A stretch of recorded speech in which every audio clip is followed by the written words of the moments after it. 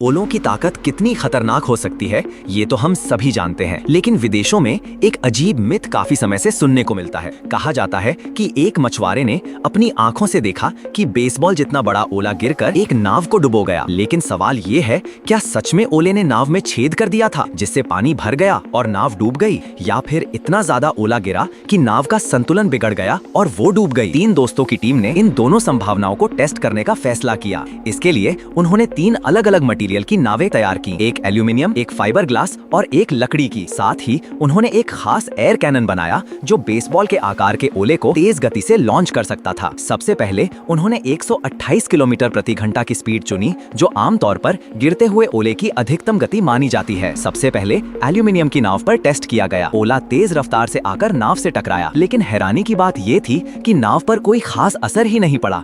न छेद हुआ, न कोई बड़ा डेंट। इसके बाद फाइबर ग्लास और लकड़ी की नाव पर भी यही टेस्ट किया गया। नतीजा वही रहा, ओला नाव को भेद नहीं पाया। इससे साफ हो गया कि सिर्फ गिरते हुए ओले की टक्कर से नाव डूबना लगभग नामुमकिन है। फिर टीम ने सोचा, अगर ओला किसी तूफान या तेज हवा की वजह से और भी तेज, करीब 241 किलोमीटर प्रति घंटा की स्पीड से टकराए तो क्या होगा। उन्होंने एयर कैनन की स्पीड बढ़ाई और दोबारा तीनों नावों पर टेस्ट किया। इस बार लकड़ी की नाव पर थोड़ा नुकसान जरूर हुआ, लेकिन फिर भी कोई नाव डूबी नहीं, यानी पहली थ्योरी लगभग गलत साबित हो चुकी थी। अब उन्होंने दूसरी संभावना पर ध्यान दिया। क्या होगा अगर नाव पर बहुत ज्यादा ओले जमा हो जाएं? इसके लिए उन्होंने एक बड़ा एक्सपेरिमेंट प्लान किया। एक ट्रक भरकर बर्फ के बड़े टुकड़े लाए गए और कन्वेयर बेल्ट के जरिए नाव पर गिराए जाने लगे। कुछ ही देर में लगभग 1 टन बर्फ नाव में भर दी गई, लेकिन नाव फिर भी पानी पर तैरती रही। फिर दूसरी गाड़ी से और बर्फ डाली गई। जब करीब 2 टन बर्फ नाव में जमा हो गई, तब जाकर नाव धीरे धीरे पानी के स्तर तक पहुंची और आखिरकार डूब गई। लेकिन कहानी यहीं खत्म नहीं हुई। कुछ ही देर बाद वही नाव फिर से ऊपर तैरने लगी। वजह ये थी कि नाव में पानी भरने के बाद बर्फ के टुकड़े तैरने लगे, जिससे उनका वजन नाव को नीचे दबा नहीं पाया। आखिरकार टीम इस नतीजे पर पहुंची कि ओलों से किसी नाव का डूबना